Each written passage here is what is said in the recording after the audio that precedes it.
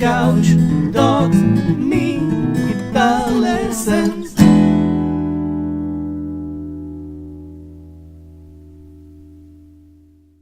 Hey there, Lickin' Riffers, how are you doing? Welcome to another awesome installment in the never-ending fingerstyle rhythm pattern exercise video series, all designed to make you a better fingerstyle player and overall musician.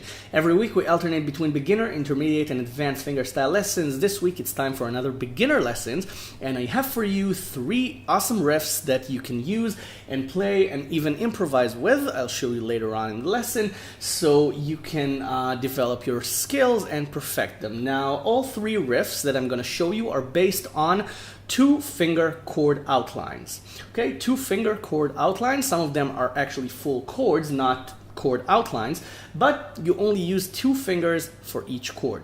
So this is a skill that's very healthy to know. You start with this. The first exercise is pretty easy. The second exercise is a little bit more confusing. I won't say it's difficult. This is a beginner lesson after all, but it's a bit more confusing. And then the third exercise is actually a series of variations on the same lick, so you can actually come up with your own variations of it later on.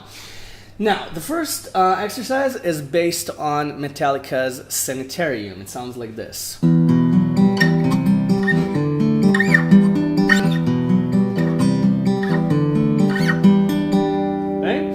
Loop it around, and at the end of the lesson I will show you how you can take this and even improvise on it and come up with your own sequence of chords.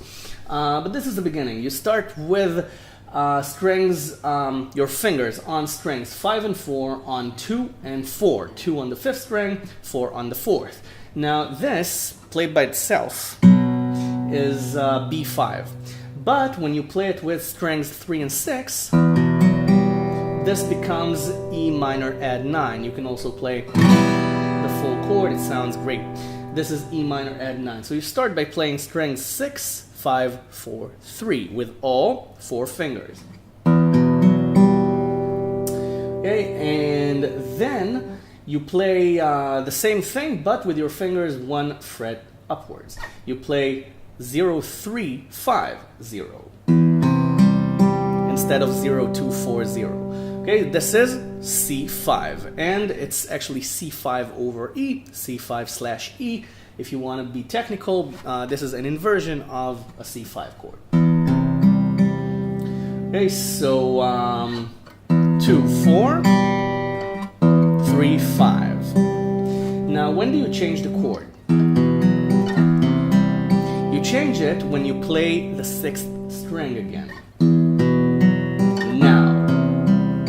Okay? That way you keep the chord ringing the longest.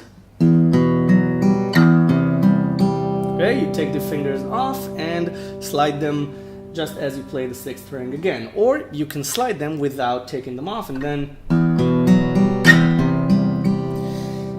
it sounds a bit sloppy because you can hear the notes change. You need that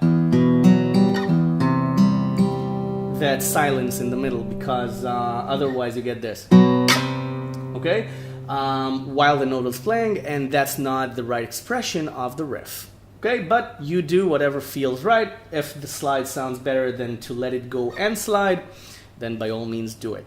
Now the next chord is the same shape, up 2 frets this time, to 5 and 7, so you play the same thing with 0, 5, 7, 0. Okay, and then it's 10 and 12. Okay, just to exercise your fret jumping skills as well. 1 fret, 2 frets, 5 frets. Okay, a bonus exercise. Okay, this is the riff. Then you jump back 8 frets. So 1 fret, 2 frets, 5 frets, 8 frets. Okay, practice that. Okay, now the variations you can use is to search for new chords. For example, 4 and 6, or 7 and 9, 8 and 10, 9 and 11. See how that works and see how you can combine them.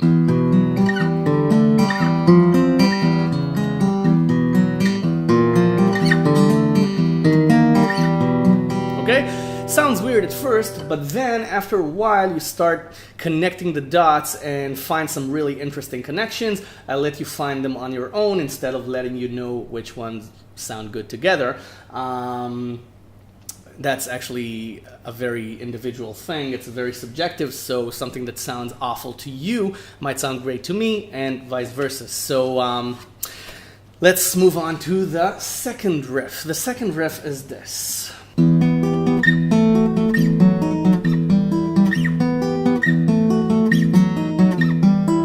Okay, this is taken from Steve Hackett's Tales of the Riverbank.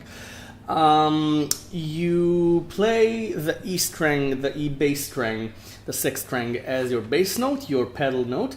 A pedal note is a note that repeats itself throughout the chord changes, and the harmonic changes, if you want to get technical. It's the same thing here, and you start with 8 and 9 on strings 2 and 4. I suggest you do it with the second and third fingers. Okay, this is an outline of E minor. And you play strings 6, 4, 2, 4 using your thumb, first, third, first fingers. Okay, then you do the same thing with 7 and 7 on the same 2 strings. Then with 4 and 4, and then with 5 and 5. Okay, so that's your exercise.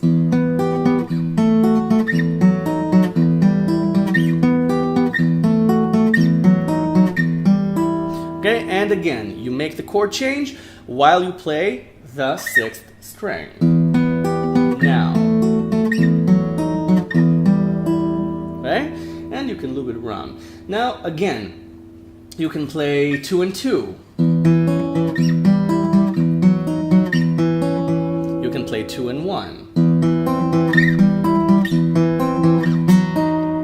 You can play 10 and 10.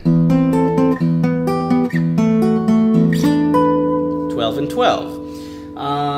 Again, up to you what sounds good to you. Try to find new connections. Now the third exercise is actually 4 variations on A minor. Just 4 different ways to break a chord down. So the 4 variations we're going to learn are these.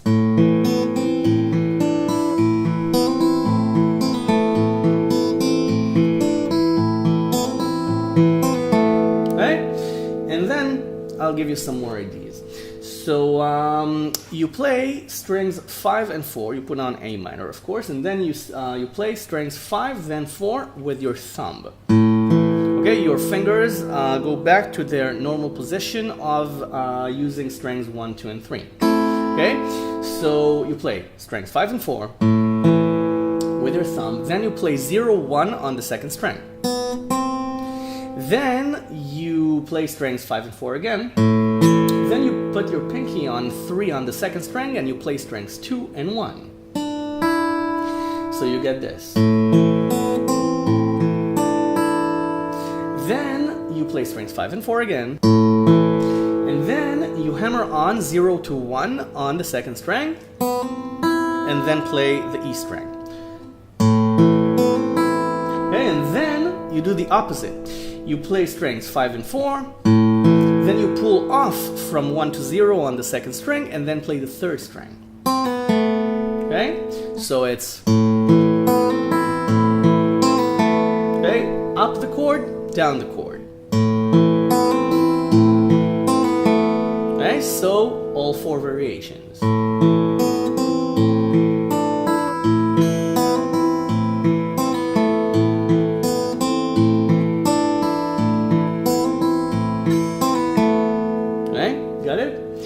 Now, of course, you can come up with more exercises. You can hammer on 1 to 3. You can pull it off. Okay, you can play both of them. 1 to 3 and then 3 to 1. Okay, you can harmonize it with the third string. Okay, by playing 3 and 1 on the second string and play the third string along with it. You can harmonize with the E string.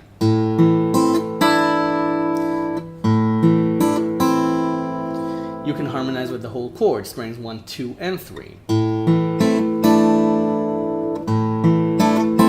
Okay, each variation gives you a different expression, a different sound.